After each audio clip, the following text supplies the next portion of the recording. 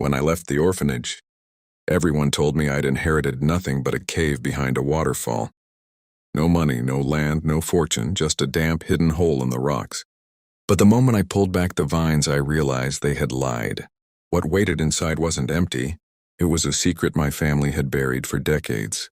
Hello, everyone. Before we start, join our YouTube family by subscribing to the channel. Don't forget to like this video and tell me in the comments where you're watching from and what time it is. Now let's get into the story. When I left the orphanage that morning, the caretaker's words echoed in my mind like a stubborn refrain. You've inherited just a cave behind a waterfall. I couldn't decide whether to laugh or cry. The letter in my hand was old, with frayed edges and ink smudged in places, but it was undeniably real. My name was written at the bottom in clear script, followed by the signature of a lawyer I had never met. It felt surreal after 17 years in the orphanage, the only home I had ever known. I was suddenly thrust into an adventure I had never imagined. Packing my few belongings, I found myself flooded with memories of the orphanage. I remembered the dormitory beds lined in rigid rows, the thin blankets that barely kept the chill away, and the faint smell of chalk and soap that lingered in the air. I remembered stealing extra pieces of bread and sharing them with friends, their faces lighting up with quiet gratitude. I recalled the nights when we whispered stories under the dim lamps, laughing softly so the caretakers wouldn't hear. Those memories, both comforting and bitter, reminded me of the resilience I had built over the years. I had survived loneliness, hunger, and neglect. If I could survive that, I could survive whatever lay ahead in the jungle. The path to the cave began as a narrow trail behind the orphanage, a mixture of dirt and grass that felt almost manageable at first. But soon the trail disappeared completely, replaced by thick undergrowth, tangled roots, and vines that stretched across the path like fingers trying to hold me back. Every step required care. A misstep could send me sliding into mud or leaving fresh scratches on my skin. The air was thick and humid, carrying the cries of distant birds, the constant buzzing of insects, and the occasional rustle of unseen creatures. My arms ached from pushing branches aside. My legs grew tired from stepping over roots, but I pressed on, my curiosity stronger than my exhaustion. As I moved deeper into the jungle, I began noticing small signs of life. Scratches on tree trunks, where animals had climbed, the faint glimmer of nests tucked high in the branches, and tracks in the damp soil that told stories of unseen wildlife. Each observation reminded me of the adventure stories I had loved as a child, explorers uncovering hidden treasures, mysterious paths leading to secret places, dangers lurking just out of sight. The jungle itself seemed alive, both beautiful and intimidating, and my heart pounded with a mixture of fear and exhilaration. Every sound could be a threat or it could be a guide, and I learned quickly to listen carefully to the rustling leaves, the distant calls of birds, and the shifting shadows. Hours passed, the sun climbing higher and then dipping toward the horizon, scattering golden beams through the dense canopy. My legs were scratched, bruised, and sore, and my clothes clung to me with sweat and mud. But giving up never crossed my mind. I remembered my friends at the orphanage, the way we dared each other to explore forbidden corners, to climb roofs, and to sneak into places adults had warned us against. This felt like that, only the stakes were far higher. Every careful step through the undergrowth felt like both a challenge and a victory. I paused often, resting against the twisted trunks of ancient trees, sipping water from my canteen, and listening to the jungle's constant hum. Sunlight filtering through the leaves created dancing patterns on the moss and fallen leaves, illuminating the occasional insect or small animal. The beauty of the jungle, coupled with the dangerous obstacles, made my journey feel alive. I noticed the smell of wet earth, the faint aroma of flowering plants, and the crisp scent of the waterfall that seemed to grow louder as I pressed forward. Each sensory detail reminded me why I had kept walking despite fatigue, curiosity, and the hope of discovery. Finally, after what felt like hours of trudging through mud and vines, I reached the edge of a cliff. Below, water plunged dramatically into a pool, rising in a fine mist that sparkled in the waning sunlight. The roar of the waterfall was deafening yet strangely inviting. Behind the falling water, I could see the faint outline of a cave, a dark hollow tucked into the rock. From a distance, it seemed small, almost trivial, but I had come too far to let appearances deter me. I moved carefully over the slippery stones, my heart pounding with a mix of anticipation and anxiety, feeling the mist soak my hair and clothes. The cave entrance was densely veiled by thick, twisting vines, intertwined so completely that the stone behind them was almost invisible. I reached out, gripping the strongest-looking vine and pulling steadily. It resisted, stubborn and unyielding, but I refused to let it stop me. With repeated effort, the vines gradually parted, revealing the dark opening beyond. The air that escaped was cool, earthy, and damp, carrying the smell of wet stone and the faint odor of something older, untouched for decades. I ran my fingers along the rough rock surface, feeling the texture of the stone, and took a deep breath to steady myself. I paused for a long moment, listening to the roar of the waterfall, feeling the mist on my face and letting the memories of the orphanage wash over me. The cold beds, the quiet nights, the friends I had left behind. They all felt like anchors and guides. They reminded me that I had endured hardship before, that I had the strength to face the unknown. My hands tightened around my torch, the small flame flickering against the dark, and I let my mind focus on what lay ahead. Whatever secrets the cave held, I would face them. Finally, I stepped forward. Each movement was careful, deliberate as I let the darkness embrace me. The jungle and the waterfall faded behind me, leaving only the damp air, the faint echo of my footsteps, and the anticipation of discovery. The adventure had officially begun, and I felt the first thrilling shiver of being on my own path, completely unknown, completely mine to explore. The cave swallowed me completely, the roar of the waterfall outside now muffled to a distant hum. The air was cooler here, damp and heavy with the smell of wet stone and earth that had lain, untouched for decades. My torch cast a warm circle of light, illuminating rough walls, streaked with mineral deposits, and the occasional cluster of moss. The passage narrowed at first, forcing me to step carefully over slick stones and uneven terrain, until it opened into a larger chamber. My breath caught. This was no ordinary hollow. Rows of wooden crates, some stacked carefully, others toppled over as if abandoned in haste, filled the space. Papers and folders peeked out from a few of them, yellowed with age, while thick dust coated everything like a layer of silence. I approached the nearest crate with a mixture of excitement and caution. The wood was rough, and when I lifted the lid, a small cloud of dust escaped. Inside were ledgers, journals, and bundles of papers tied neatly with faded string. I flipped through a ledger, my eyes widening as I recognized the handwriting. It belonged to my grandfather. The pages detailed property transactions, secret accounts, and financial records that had never been made public. But as I read further, a darker truth emerged. There were notes about donations to the orphanage that never arrived, land deals made in secrecy, and accounts that suggested my family had deliberately hidden money from public knowledge. My heart pounded. This inheritance was not treasure, it was evidence, a record of corruption spanning decades. As I continued exploring the first chamber, I noticed more than just ledgers. Some crates held tools, ancient, rusted implements whose purposes were unclear, and more surprisingly, mechanical devices that suggested careful construction and planning. A few contained maps, hand-drawn on thick, worn parchment, marking locations with cryptic symbols. Others held letters, correspondence between family members, hinting at plans, disputes, and strategies that had been hidden from public view. The cave was a repository not just of wealth, but of knowledge, secrets, and careful planning. Everything my family wanted to keep away from prying eyes. The reality hit me hard. I wasn't just exploring a forgotten cave. I was uncovering decades of deception and hidden power. As I worked through the crates, moving deeper into the chamber, a sound from the shadows made me freeze.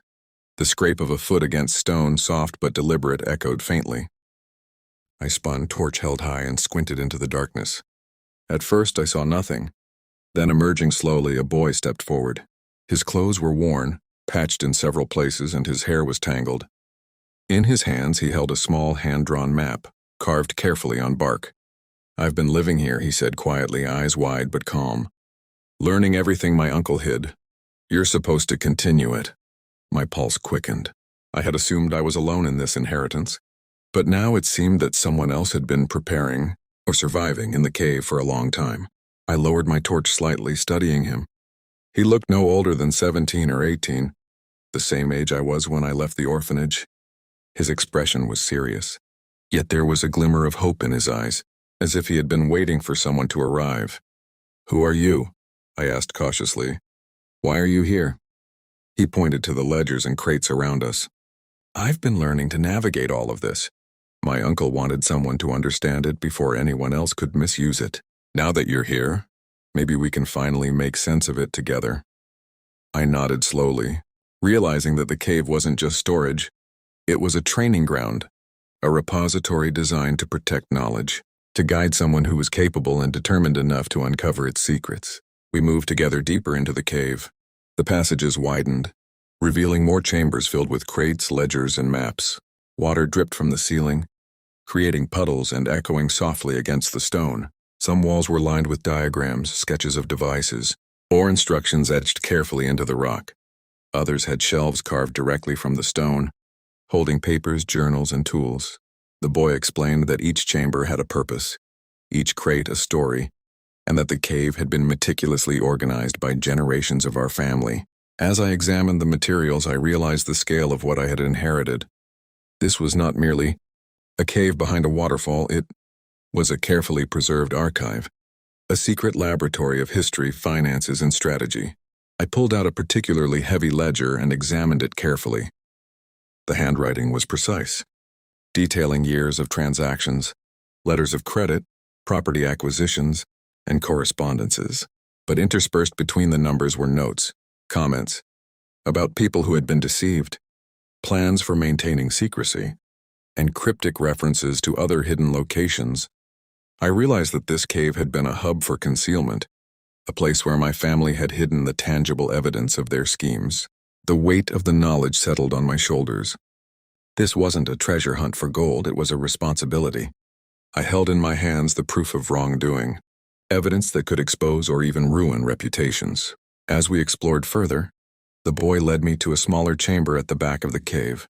It was cramped, with barely enough space to stand comfortably, but inside were stacks of boxes with locked lids and a set of keys hanging on a hook. "These are the most sensitive," he explained. "Only someone who understands the cave can know what they contain." I approached carefully, running my fingers over the boxes. Each lock seemed simple at first, but the mechanisms were clever, requiring precise alignment and delicate handling to open. We worked together, trying combinations suggested by notes etched into the walls. When one box finally clicked open, we discovered journals detailing conversations, hidden letters, and instructions meant to guide the next heir. It was a moment of revelation, a tangible connection to my family's secret past, carefully recorded and preserved for someone worthy. Hours passed as we methodically went through the crates. Dust rose in small clouds with each movement, mixing with the faint smell of wet stone. Our voices were low, careful, almost reverent as we shared discoveries. Some ledgers revealed financial deception, others recorded mundane matters of family life, but every page added depth and context to the cave itself. I realized that this place had been maintained for decades not as a storage room, but as a living archive of decisions, mistakes, and carefully hidden truths. I felt a growing sense of purpose, knowing that I was not only exploring but also learning and inheriting the responsibility to understand and act upon what I found. As night fell, the light from our torches created dancing shadows across the walls. The boy and I paused for a moment, looking at the countless papers, crates, and tools around us. The cave was quiet now, except for the soft drip of water and the occasional echo of falling stones. I realized something important. Every choice my ancestors had made, every secret they had hidden, was meant to be understood, not forgotten. The inheritance was not merely physical, it was intellectual, moral, and ethical. Whoever had designed this cave had intended that knowledge would pass only to someone capable of grasping its significance and using it wisely. Before leaving the chamber, I carefully arranged the crates, tying loose bundles and closing lids as best I could. The boy nodded in approval. "Tomorrow we start decoding the ledgers properly," he said.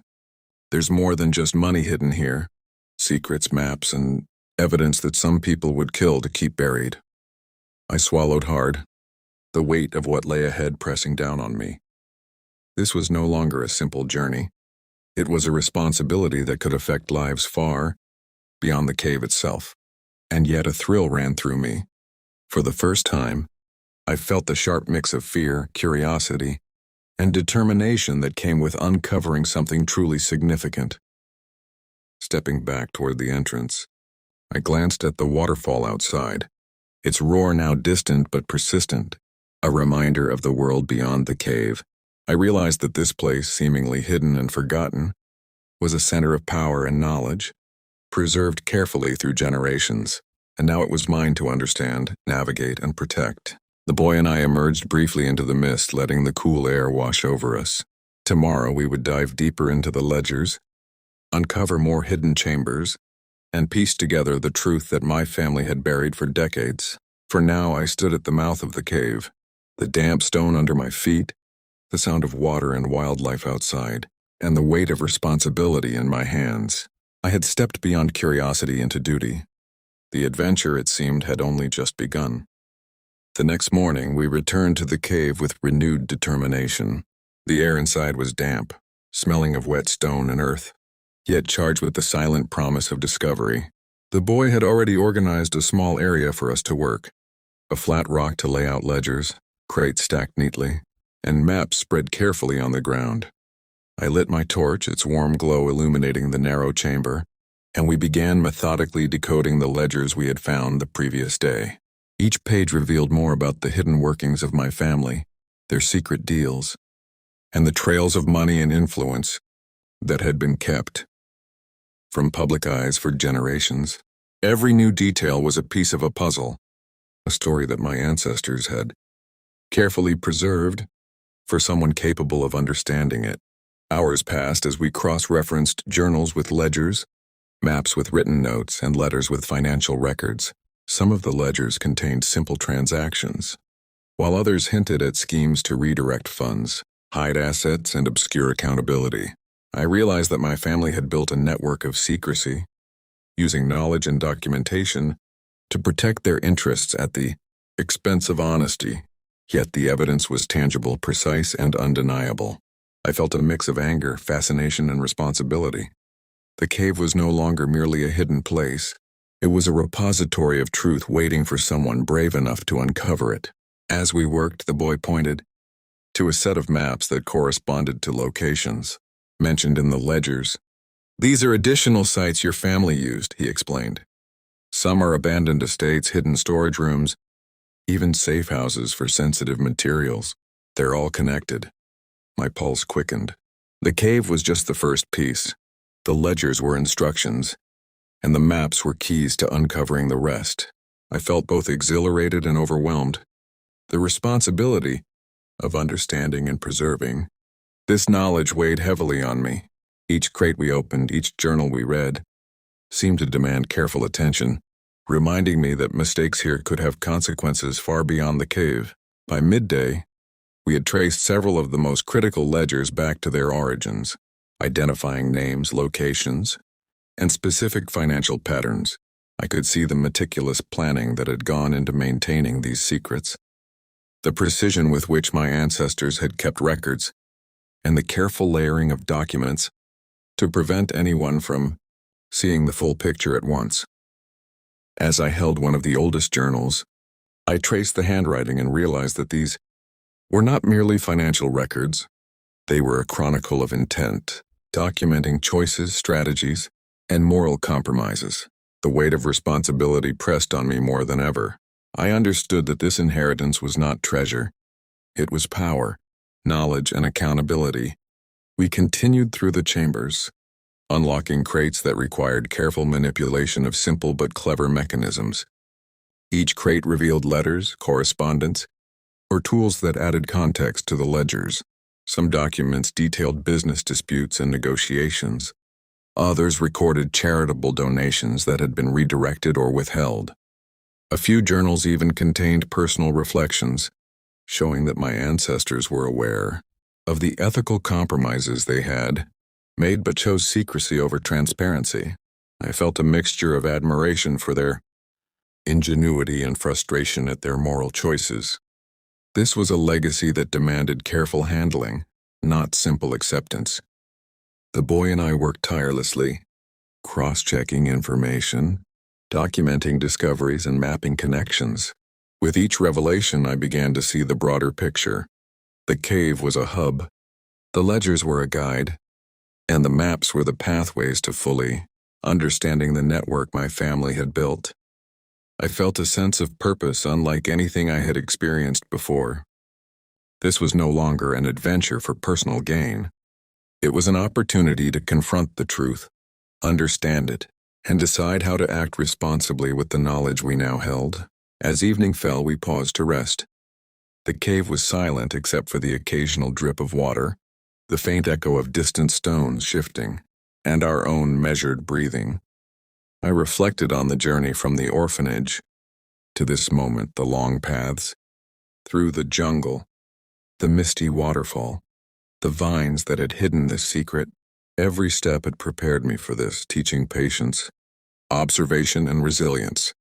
I realized that the inheritance was not simply the cave or the ledgers, but the skills, understanding, and ethical responsibility to use this knowledge wisely. Together we reviewed the final set of ledgers we had found. These contained the most sensitive information, evidence of misappropriated funds, hidden assets, and instructions for accessing remote sites. I realized that some of these secrets, if revealed, could have profound consequences for individuals and institutions. The cave had been designed not just to hide information, but to challenge whoever discovered it, to ensure that only someone careful, methodical, and ethical could make sense of it. I felt the weight of that challenge, but also a surge of determination. I was ready to meet it. After hours of analysis, mapping, and cross-referencing, we organized the cave's contents into categories: financial records, correspondence, maps, and sensitive journals. Every crate, every document, every tool had a purpose, and together, they told the story of a family legacy built on secrecy. I realized that the true inheritance was not material wealth, but knowledge and responsibility, the ability to understand history, uncover the truth, and act with intention. For the first time, I felt fully connected to a lineage I had never known, tasked not with preserving it blindly, but with engaging it critically. Finally, we emerged from the cave at dawn, the mist of the waterfall swirling around us, cool and refreshing. The jungle was quiet, bathed in soft morning light, and for a moment, I paused to absorb the magnitude of what we had uncovered. Behind me lay the cave, dark and mysterious, holding secrets that had remained hidden for decades. In front of me stretched the possibilities, maps to follow, ledgers to study, and the responsibility to act wisely with the knowledge now in my hands. I realized that the inheritance I had received was far more valuable than gold or jewels. It was the power to understand, to uncover truth, and to confront the hidden layers of my family's past. As the boy and I stood together, watching the waterfall glisten in the morning sun, I felt a surge of purpose. The cave had given me more than documents and ledgers. It had given me clarity, direction, and the understanding that responsibility was the true legacy. This inheritance was not passive. It demanded attention, thought, and action. And as I stepped forward, leaving the cave behind but carrying its knowledge with me, I knew that the adventure had not ended. It had transformed into a journey of discovery, accountability, and the promise of confronting a hidden world that few ever saw. For the first time in my life, I felt not just inherited but prepared, capable, and ready to face the truths that awaited beyond the waterfall.